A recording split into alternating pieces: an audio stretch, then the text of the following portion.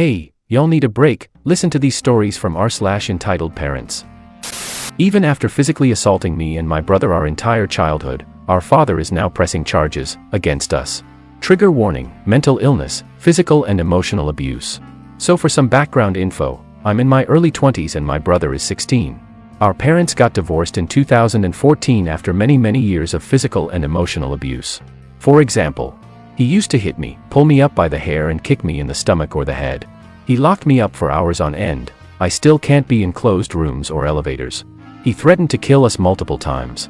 My brother and I are both in therapy and doing a lot better now, but since he still lives at home, I moved out 5 years ago, he still has to see our father, EF, from time to time since they live in the same city, in Germany. I've been diagnosed with CPTSD, depression, and panic disorder. I've been having severe anxiety for years and my brother has depression as well and was suicidal for 2 years.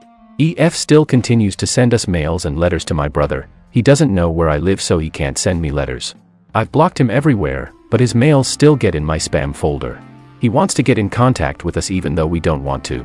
He used to threaten me that he won't pay child support for me or my brother if we don't talk to him. I had to take 2 jobs on top of studying full-time just to support myself. My mother didn't really care.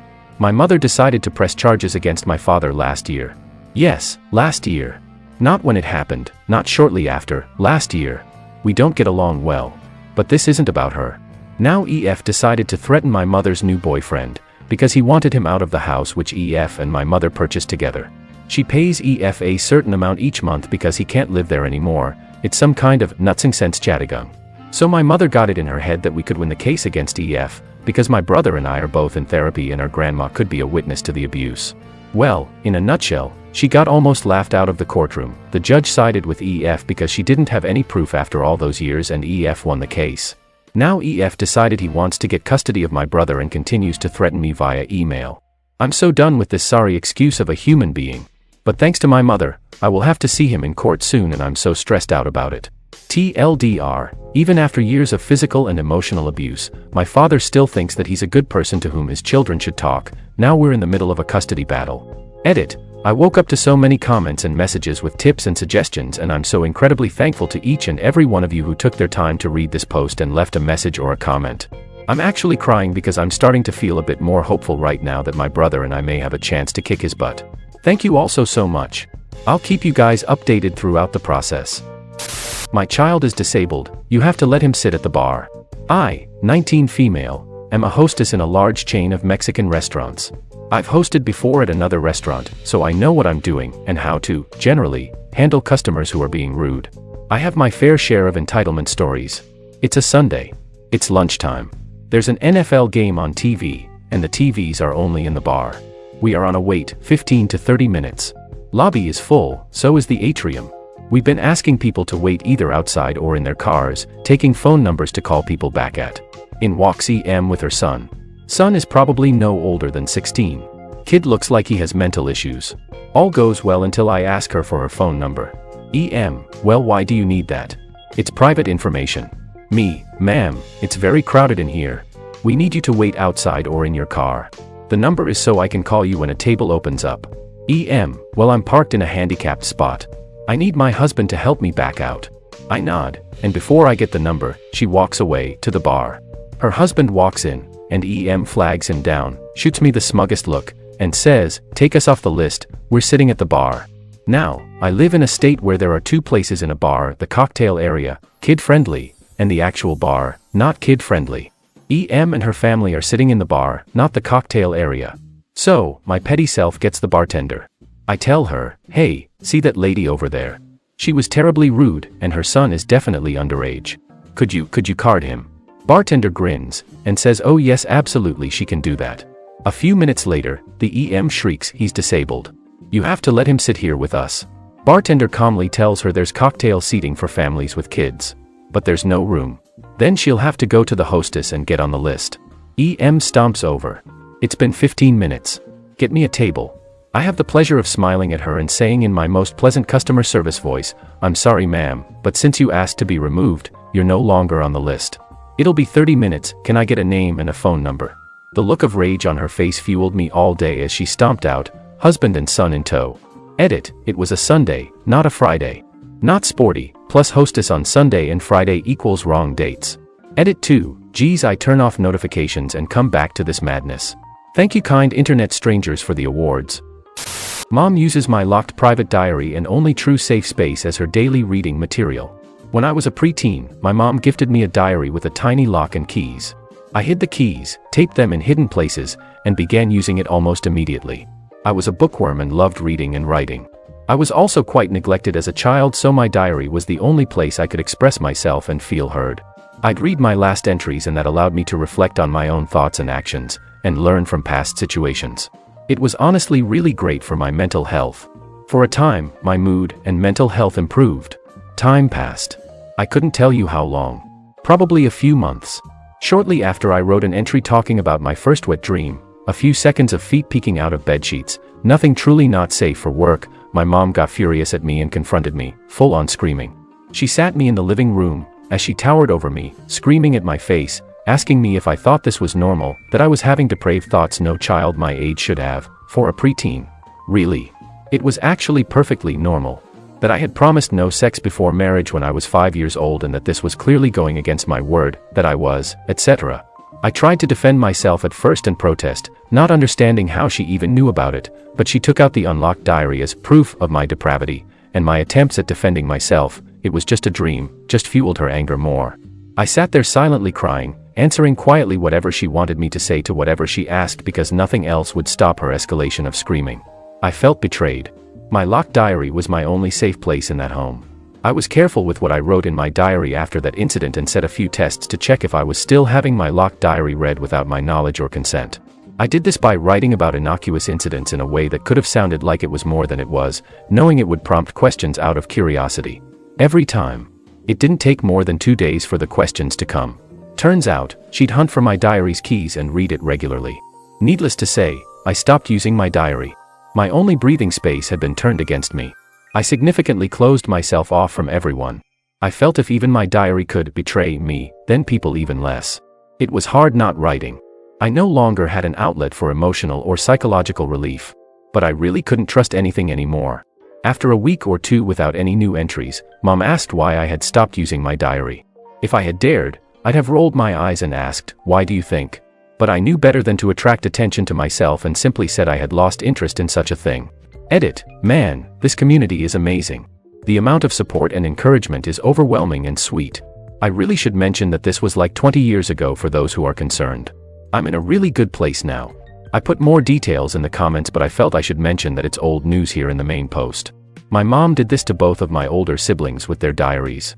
She also would talk about the contents of those diaries to her friends during their visits, even in front of my siblings. I never kept one because I saw the effects of it. As a result, I still can't get myself to note down even important information because of the distrust of written evidence I got from my mom. Counseling is helping, but that distrust is real deep set. Yes. Forgot about that.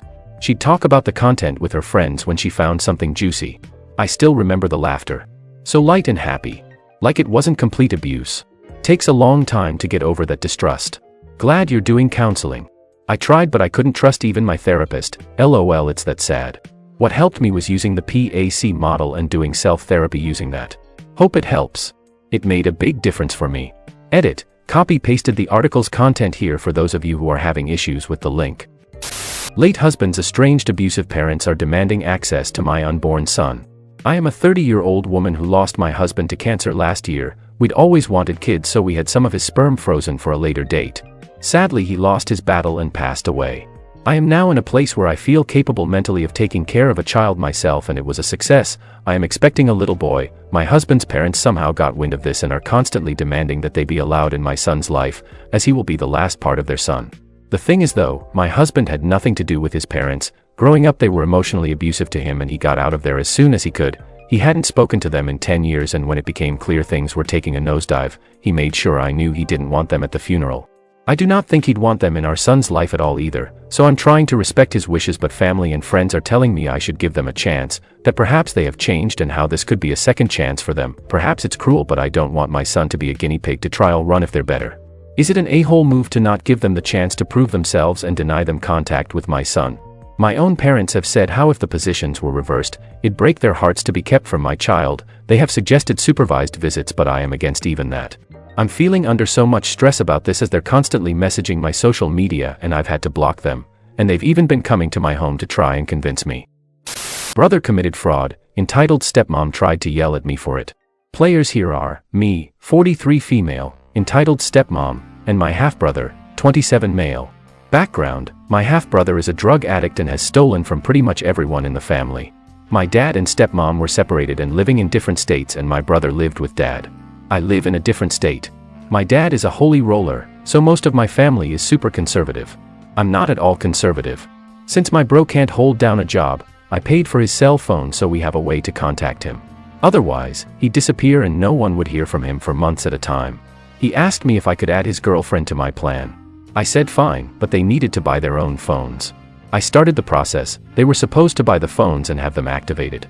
I got a call from my brother saying they can't activate the phone. I tell him to have the store call me. He said they can't. I called my provider and they said he shouldn't have a problem activating. I call him back and tell him that. This goes on for 2 full days. He keeps trying to get me to add him as an authorized user. He must have called me dozens of times.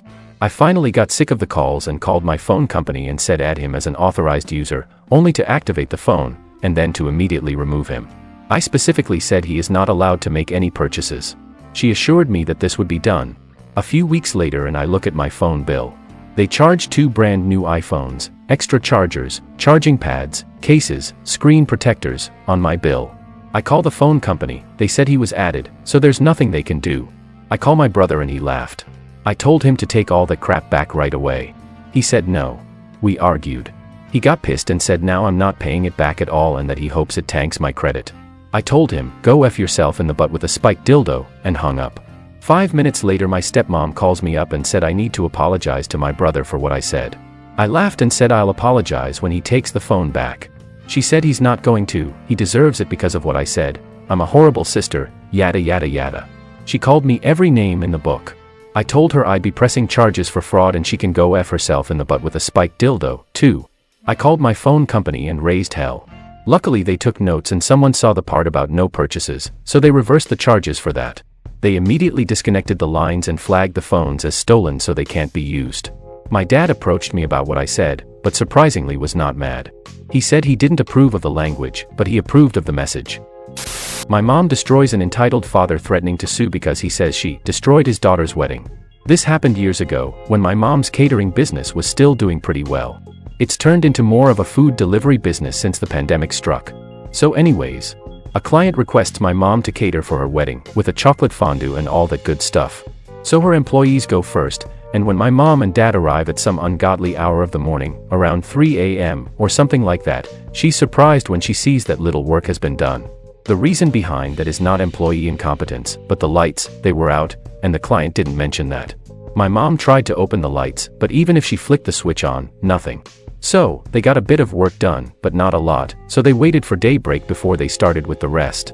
They started, but my mom noticed something in the backyard they were gonna put the food in. There were flies everywhere. But not just regular flies. To make matters worse, they were twice the size, to the point they have a term in my language, banga, not sure if it means big or adult flies, but I think it's the latter. So they had to adjust and put the food in a small tent, away from the giant-ass flies because anywhere near them, it's sure as hell gonna mean a health code violation. And even worse, the visitors came early and started playing with the napkins and other utensils on the table, which made my mom's job even harder. The bride obviously had complaints, but my mom explained the situation and the fact that the lights weren't even on, and those giant-ass flies on their own venue, their literal property. The bride obviously wasn't the problem, so I introduce you to her father, who we will call ELD, entitled Lawyer Dad. So ELD starts shouting about how my mom ruined the wedding, and that he is a lawyer so he will definitely sue her. My mom says this: "Sir, with all due respect, I know you are a lawyer, and I know the law and I know my rights. If you want to, we can check the CCTV footage. I know I am in the right, do you think you're above the law?" She then explained to him that her employees stayed up all night to finish what they could in a condition with no lighting. ELD continued to shout at my mom while my dad tried to drag her away to keep space between them. I don't think ELD went through with it, because there was CCTV footage already for evidence. My mom has more stories about her catering business, but this is the one I really remembered most. Thanks for watching. Like, subscribe and share your thoughts in the comments.